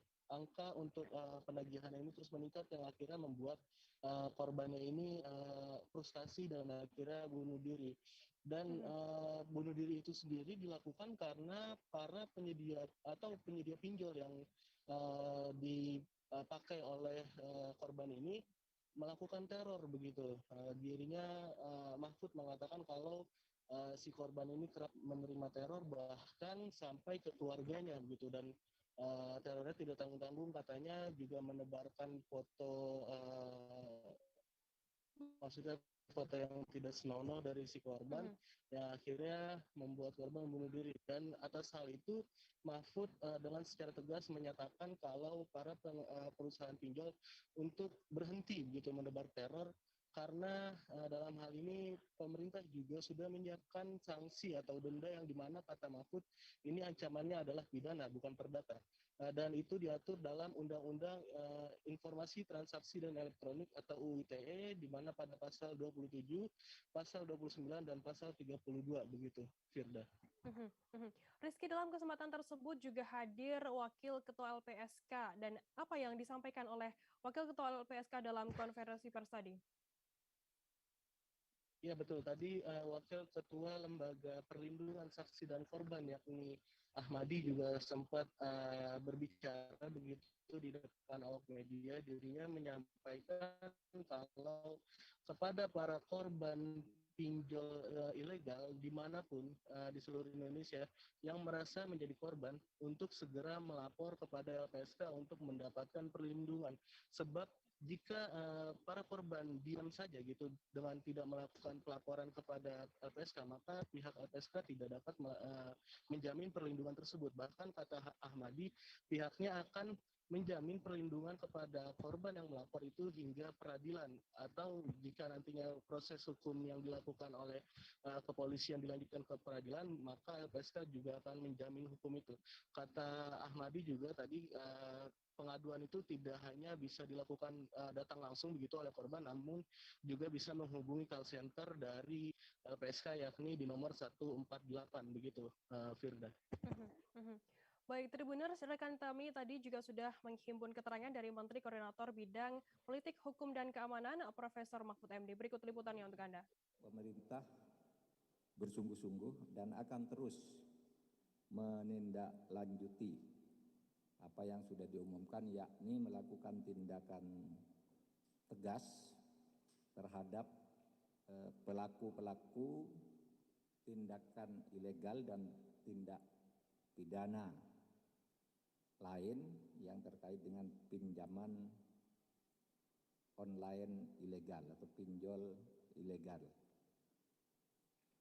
Alasan-alasan hukum sudah kita rumuskan, sudah kita tetapkan, nanti biar perdebatannya di dalam proses hukum, karena tentu ada yang setuju, ada yang tidak, tapi pemerintah ingin hadir menyelamatkan rakyat dari tindakan pemerasan maupun pengancaman.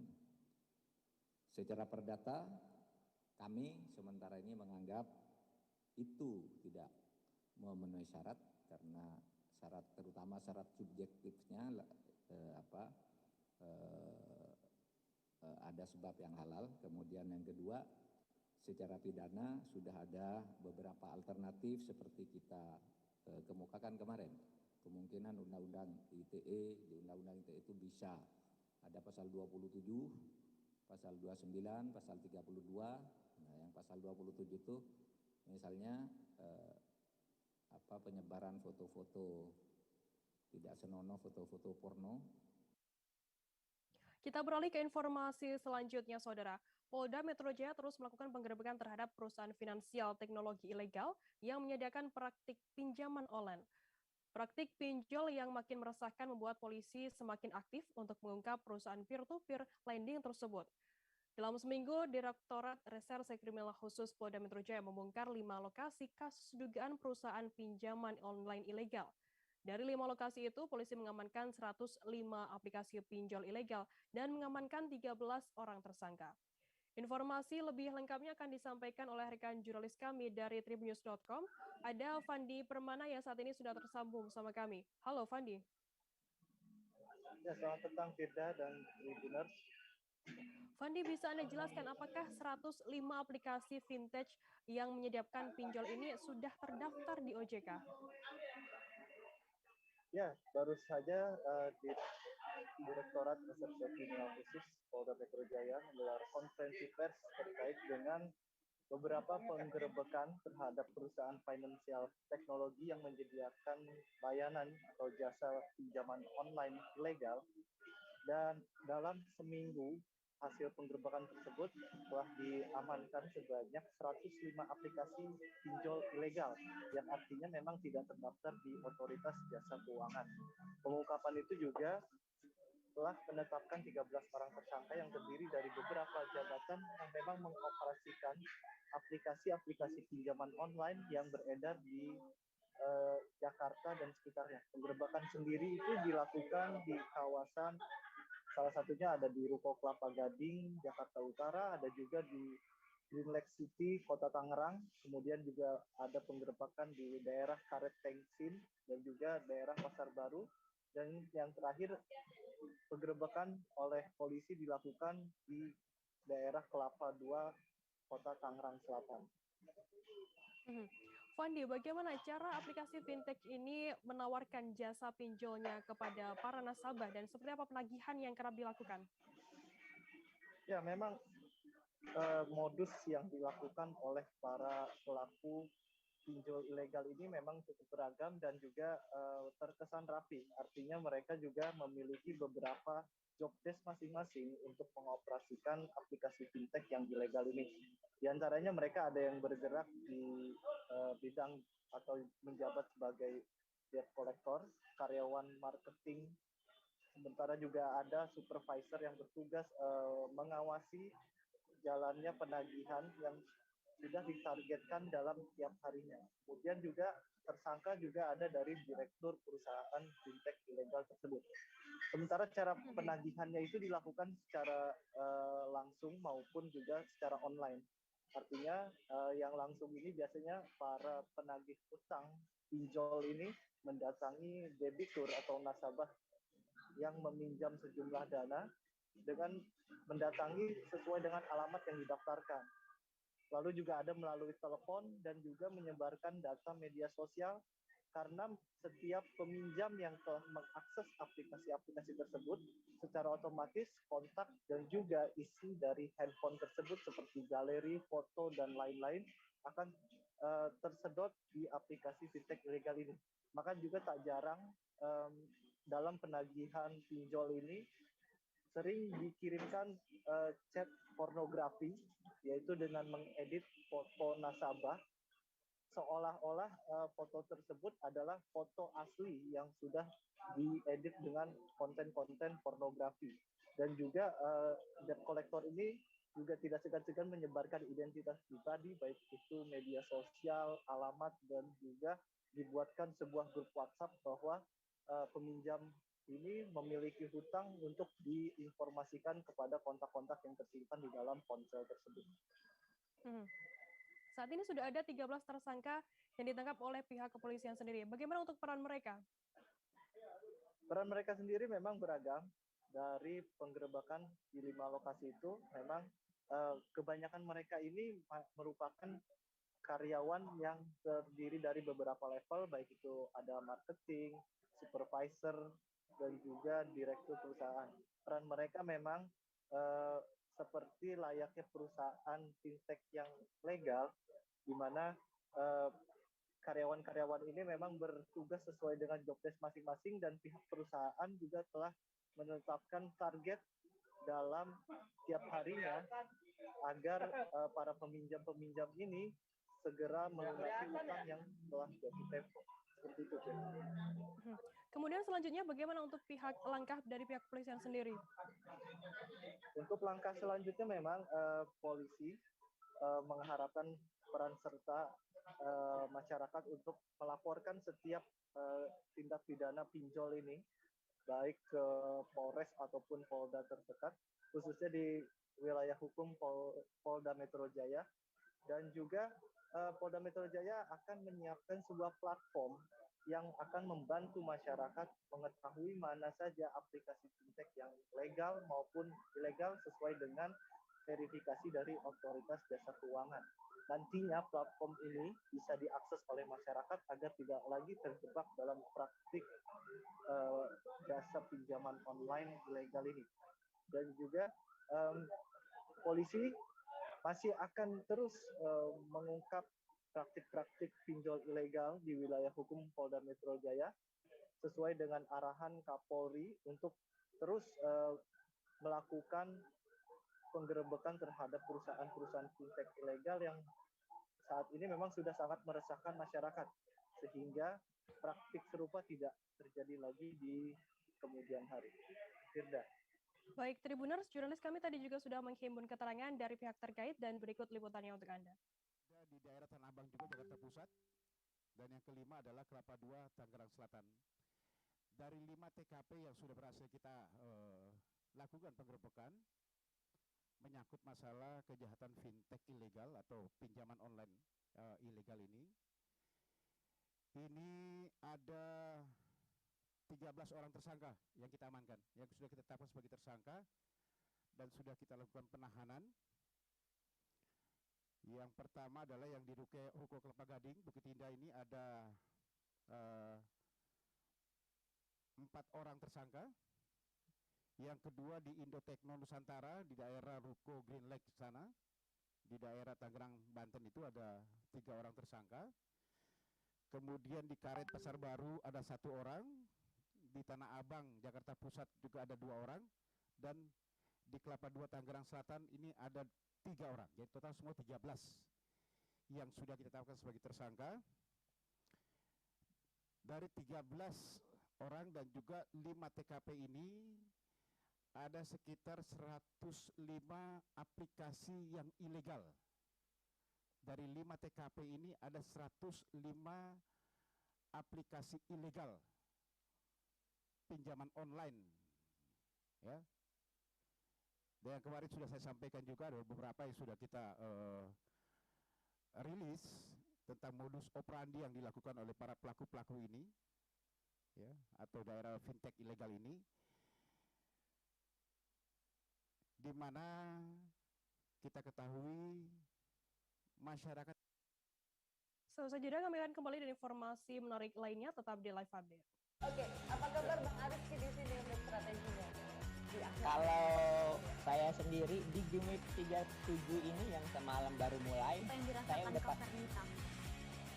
sebenarnya aku nggak ngerasa itu penangkapan atau penggerebegan atau apapun itu, karena gini loh, posisinya aku kriteria. Jadi kita mengenal disebut dengan stroke yang tidak berdarah dengan stroke yang berdarah. Stroke yang tidak berdarah itu biasanya ditandai dengan adanya penyumbatan. Kalau itu terjadi di sini mungkin pikirnya tidak ke situ kali ya, tapi kalau di Korea atau di Kamboja itu ada beberapa paper yang saya itu mas, ya, dulunya tukang koran.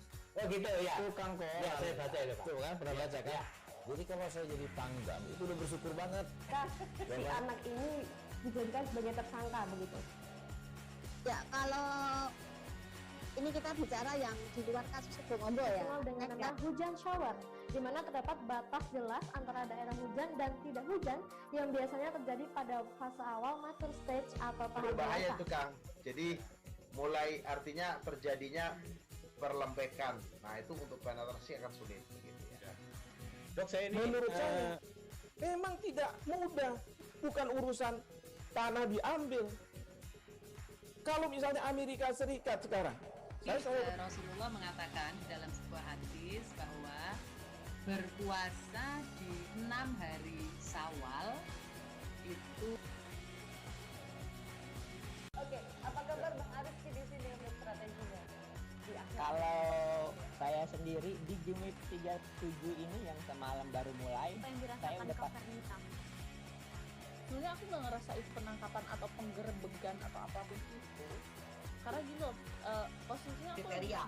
Jadi kita mengenal disebut dengan stroke yang tidak berdarah dengan stroke yang berdarah. Stroke yang tidak berdarah itu biasanya ditandai dengan adanya penyumbatan. Kalau itu terjadi di sini mungkin pikirnya tidak ke situ kali ya, tapi kalau di Korea atau di Kamboja itu ada beberapa paper yang saya itu mas, dulunya tukang koran. Oh gitu ya. Tukang koran. Ya, saya baca itu Pak. Tuh kan pernah baca kan? Ya. Jadi kalau saya jadi pangdam itu udah bersyukur banget. Si anak ini dijadikan sebagai tersangka begitu. Ya, kalau ini kita bicara yang di luar kasus Sebongondo ya. Dikenal dengan nama hujan shower, di mana terdapat batas jelas antara daerah hujan dan tidak hujan yang biasanya terjadi pada fase awal mature stage atau tahap Berbahaya dewasa. itu Kang. Jadi mulai artinya terjadinya perlembekan. Nah itu untuk penetrasi akan sulit. Gitu ya. Dok, saya ini menurut saya memang tidak mudah, bukan urusan tanah diambil.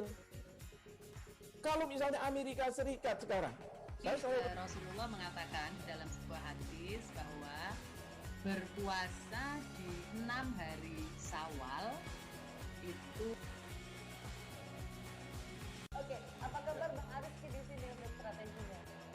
Kalau saya sendiri di Jumip 37 ini yang semalam baru mulai, saya udah sebenarnya aku nggak ngerasa itu penangkapan atau penggerebegan atau apapun itu, karena gini loh, posisinya aku kriteria. Jadi kita mengenal disebut dengan stroke yang tidak berdarah dengan stroke yang berdarah. Stroke yang tidak berdarah itu biasanya ditandai dengan adanya penyumbatan. Kalau itu penyumbatan. Terima kasih Anda masih bersama kami di Live Update. Kita beralih ke informasi selanjutnya, Saudara. Dewan Pimpinan Pusat Partai Golkar telah memberikan mandat pelaksana tugas atau PLT Ketua DPD 1 Partai Golkar Sumsel kepada Bobi Andityo Rizaldi, yang dimana nantinya menyiapkan pelaksanaan musyawarah daerah luar biasa memilih ketua dan pengurus baru. Sejumlah nama sendiri dikarenakannya dari Bobi ini. Ya Firda, kalau penjelasan dari Ketua Harian DPD Golkar Sumsel, Ibu Anita Nuringati, untuk tugas Ketua PLT ini sebenarnya ya hanya untuk spesifiknya mengatur untuk jadwal untuk yang pasti arahnya untuk musyawarah daerah luar biasa nanti. Nah, itu pun diberi waktu biasanya maksimal 3 bulan dari penunjukan PLT. Tetapi untuk roda partai juga harus dilaksanakan oleh PLT saat ini lah untuk urusan kepartaian kayak itu dah. Baik, Tribuners, jurnalis kami tadi juga sudah menghimpun keterangan dari Ketua Harian DPD 1 Golkar Sumsel, RA Anita Nuringhati. Berikut liputannya untuk Anda. Yang dijabat oleh Pak Bobi Andityo.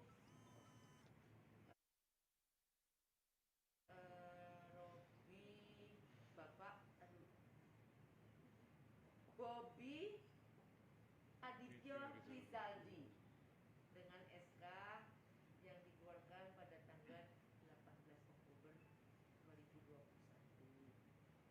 dengan nomornya skep 424 garing DPP garing Golkar garing 10 2021.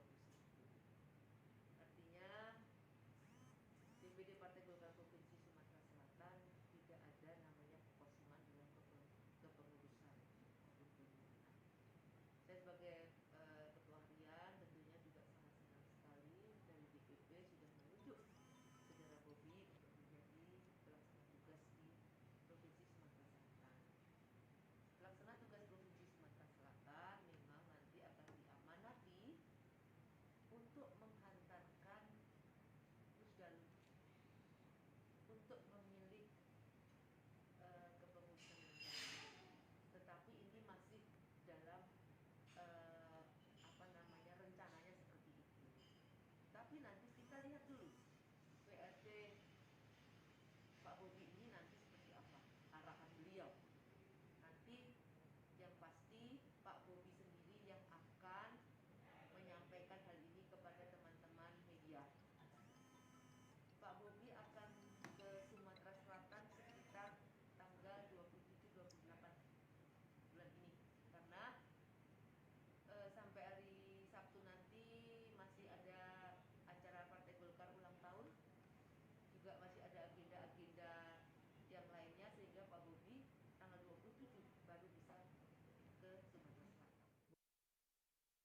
Pihak Pondok Pesantren Darus Saadah mengaku siap menjadi tempat untuk penyelenggaraan Muktamar Nahdlatul Ulama ke-24 yang rencananya akan diselenggarakan pada bulan Desember mendatang.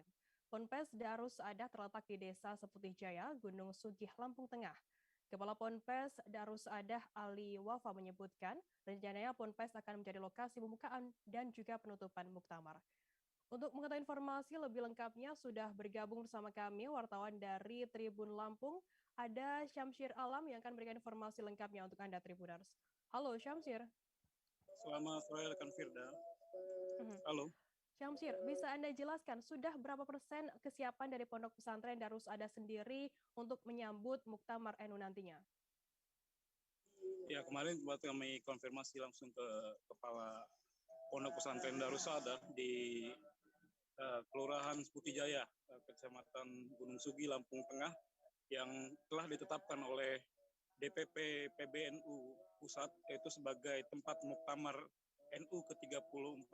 Nah, kemarin sudah kami cari tahu sejauh mana kesiapan pihak Pondok Pesantren sendiri. Sejauh ini sudah 80% untuk kesiapan pelaksanaan Muktamar yang rencananya akan digelar 23 hingga 25 Desember mendatang. Seperti itu rekan Firda untuk kesiapannya. Syamsir. Lantas untuk persiapan tempat menginap para peserta Muktamar sendiri seperti apa informasinya? Nah, kemarin juga sempat kami sampaikan untuk penginapan kebenaran sudah pihak Pondok Pesantren sudah berkoordinasi dengan pihak Forkopimda Lampung Tengah. Itu selain mes PMK Lampung Tengah yang nanti juga siap digunakan, itu tempat-tempat lainnya juga seperti hotel dan penginapan, serta warga juga yang bermukim di dekat Pondok Pesantren Darus Saadah itu sudah mereka menyiapkan diri untuk rumahnya ditempatkan bagi peserta Muktamar nanti. Itu. Syamsir, bagaimana dengan lokasi acara Muktamar termasuk tempat untuk pembukaan acara sendiri seperti apa untuk kesiapannya?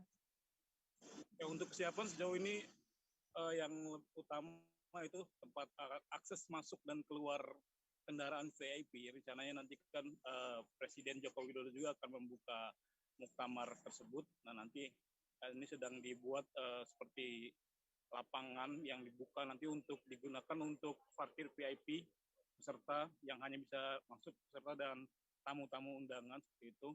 Dan juga untuk lapangan utama itu, panggung utama itu disiapkan di area dalam Ponpes Darus Saadah, dan itu juga sudah disiapkan ya Pondok Pesantren dari sekarang. Seperti itu rekan Firda. Baik, terima kasih rekan jurnalis dari Tribun Lampung Syamsir Alam atas laporan Anda. Selamat bertugas kembali. Terima kasih, selamat sore. Kita beralih ke informasi selanjutnya, Saudara. Menjelang purna tugas sebagai Satgas Pamtas RI RDTL di sektor barat, jajaran Kompi Tempur 3 Mota Masin berbagi bekal keterampilan bersama TPPKK Malaka. Kehadiran tim Satgas dipimpin langsung Komandan Kompi Tempur 3 Mota Masin Yonarmet 6 3 Kostrat Letu Hasli.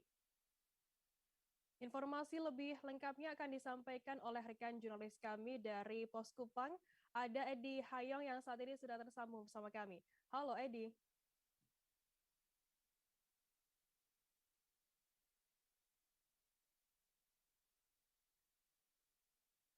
Halo rekan Edi.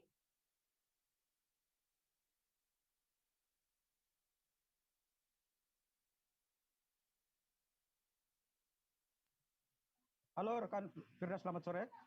Ya, Edi, bisa Anda jelaskan keterampilan seperti apa yang dilakukan Satgas Pamtas RI RDTL jelang purna tugas?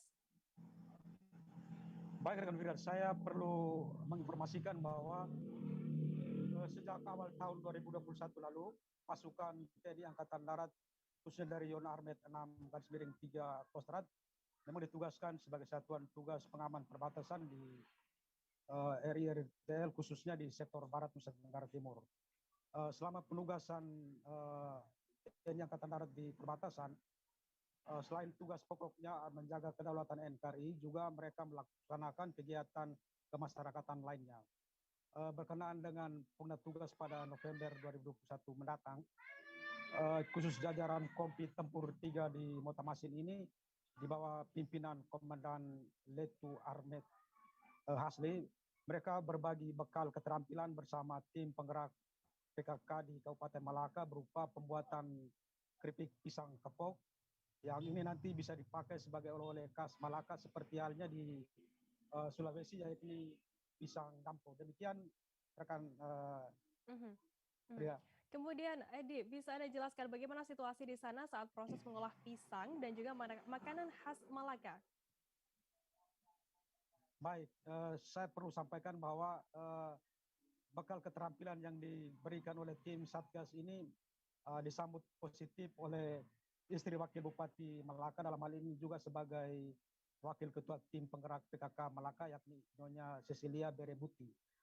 Menurut Wakil Ketua Tim Penggerak PKK Malaka ini bahwa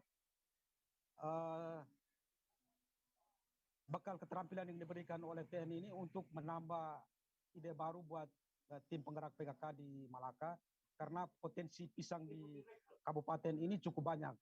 Dan selama ini di Kabupaten Malaka dikenal sebagai penghasil pisang terbanyak di Nusa Tenggara Timur, tetapi pengelolaannya sampai sekarang belum baik.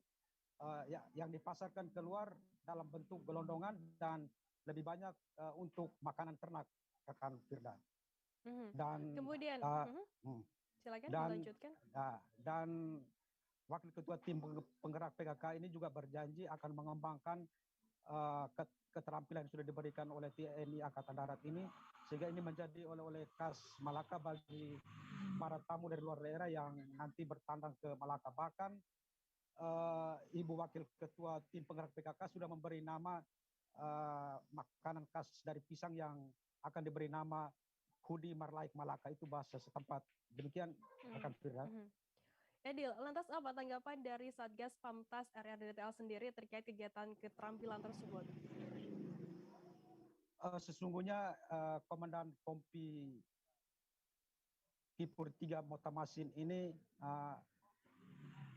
sebenarnya memberikan kenang-kenangan untuk warga di Kabupaten Malaka, karena dengan situasi pandemi seperti sekarang ini mereka mencoba tidak ada kenangan lain, hanya memberi keterampilan ini kepada masyarakat di sini. Apalagi Danki ini juga salah satu putra asal Makassar, dan dia memiliki keterampilan dalam hal mengolah pisang dampo yang ada di Makassar. Danki berharap agar keterampilan yang diberikan ini bisa dikembangkan dan menjadi oleh-oleh khas Kabupaten Malaka, bila mana ada pengunjung maupun tamu dari luar Malaka bisa membeli dan bisa membawa oleh-oleh ke tempat asalnya. Demikian rekan Firda. Baik, Tribuners, jurnalis kami tadi juga sudah menghimpun keterangan dari istri Wakil Bupati Malaka yang juga menjabat Wakil Ketua TPPKK Malaka, Nyonya Cecilia Berebuti. Berikut liputannya untuk Anda. Sangat senang ya, sudah pasti sangat senang karena ini menambah ide-ide baru, kemudian bisa saya jadikan oleh-oleh untuk Malaka, karena Malaka ini kan penghasil pisang, dan selama ini pisang dibuang-buang begitu saja, apalagi yang sudah dalam keadaan bonyok seperti begini, kadang-kadang permisi buat pakan ternak ya, daripada dibuang untuk ternak, mending kita yang konsumsi, dan ini bagus untuk dijadikan oleh-oleh. Jadi ini akan saya kembangkan dan akan saya jadikan oleh-oleh khas dari Malaka. Nama pisangnya, Bu? Nama pisangnya, iya, nama pisangnya nanti Hudi Marlaik Malaka. Hudi Marlaik Malaka. Ya, kalau kering kan biasanya maran. Kalau setengah kering itu Marlaik. Jadi nanti namanya Hudi Marlaik Malaka. Oke, siap. Mungkin sedikit imbauan dari Ibu sendiri kepada masyarakat yang memiliki lahan pisangnya sendiri, Bu? Ya, kalau untuk masyarakat, ya seperti tadi saya bilang, kalau pada saat panen terus dijual dan ada lebihnya kayak pisang yang sudah hampir rusak, jangan dibuang. Mari kita sama-sama melakukan sesuatu yang baru sehingga bisa kita pasarkan, bisa meningkatkan perekonomian dalam keluarga. Oke, pas. Kita beralih ke informasi selanjutnya, Saudara. Misteri munculnya makam keramat Siantan sampai kini masih menjadi cerita simpang siur masyarakat. Banyak masyarakat yang mengaitkan makam keramat Siantan ini sebagai tempat mistis. Makam keramat Siantan ini terletak di Desa Teluk Siantan, Kecamatan Siantan Tengah, biasanya akan diramai dikunjungi masyarakat saat memasuki bulan suci Ramadan. Informasi lebih lengkapnya akan disampaikan oleh rekan jurnalis kami dari Tribun Batam, ada Rahmatika yang saat ini sudah tersambung bersama kami. Halo Tika. Halo rekan Firda. Bisa Anda ceritakan mungkin sedikit seperti apa gambaran makam keramat Siantan ini menurut keterangan dari warga sekitar?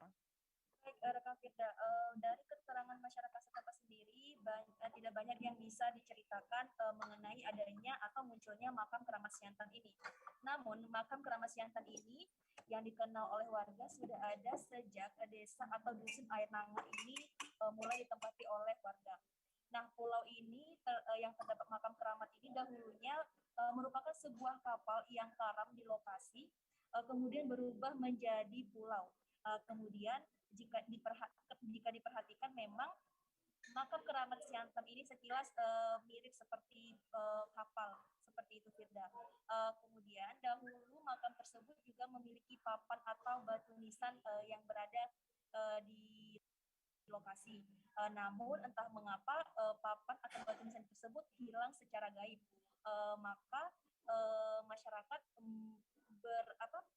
masyarakat meyakini adanya aura mistis yang kian kental berada di makam keramat Siantan tersebut. Nah, makam keramat Siantan ini juga dari cerita warga setempat dahulu itu ada nahkoda alang yang membawa kapal, kemudian kapal tersebut karam dan terjadilah adanya lokasi kuburan para lanun yang dikenal oleh masyarakat. Nah, di antara sekian banyak kuburan di situ, hanya ada satu kuburan yang diyakini sebagai makam keramat, yaitu adalah makam nahkoda alang tadi. Kuburan ini bertembok batu karang setinggi kurang lebih 70 cm. Itulah kuburan nahkoda alang yang disebut makam keramat Siantan. Seperti itu, Firda.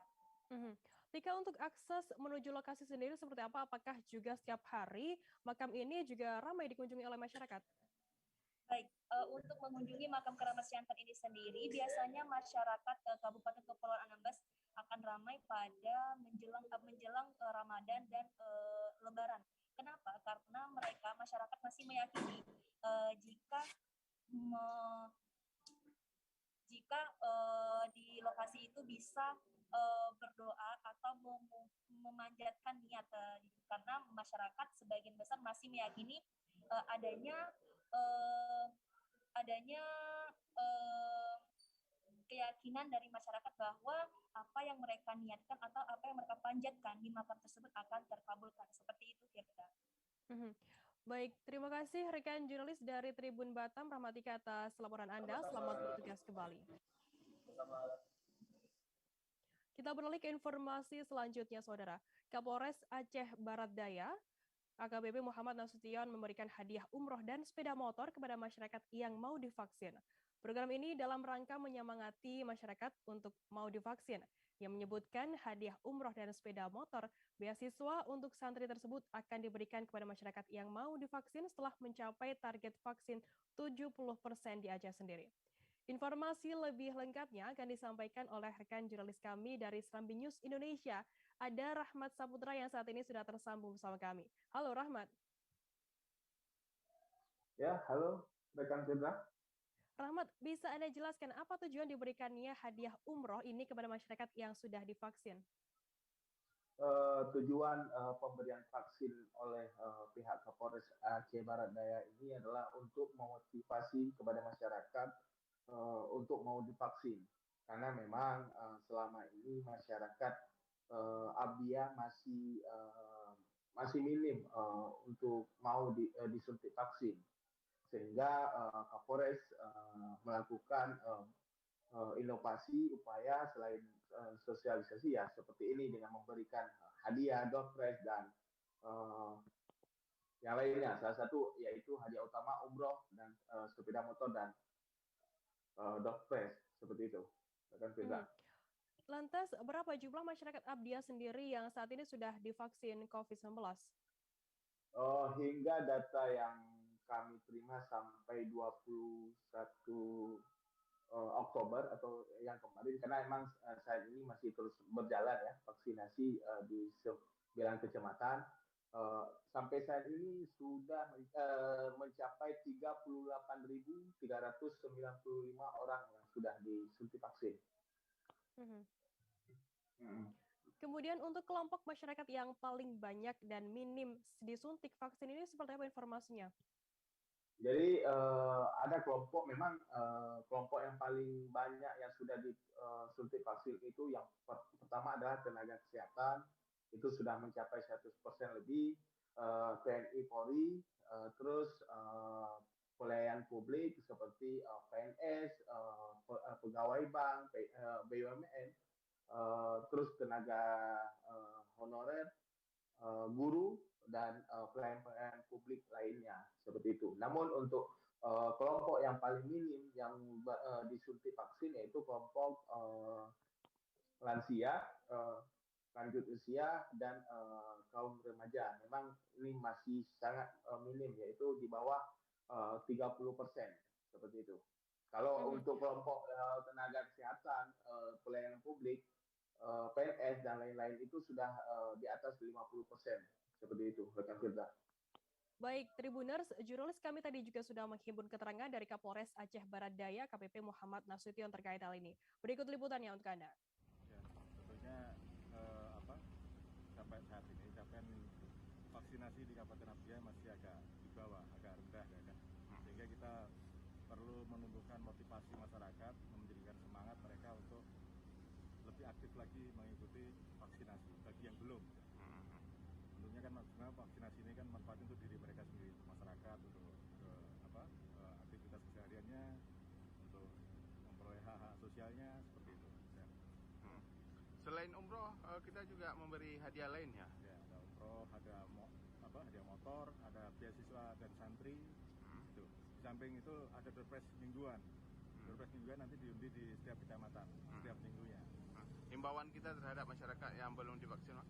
Ya, himbauannya harapan kami segera berbondong-bondong mengikuti vaksin.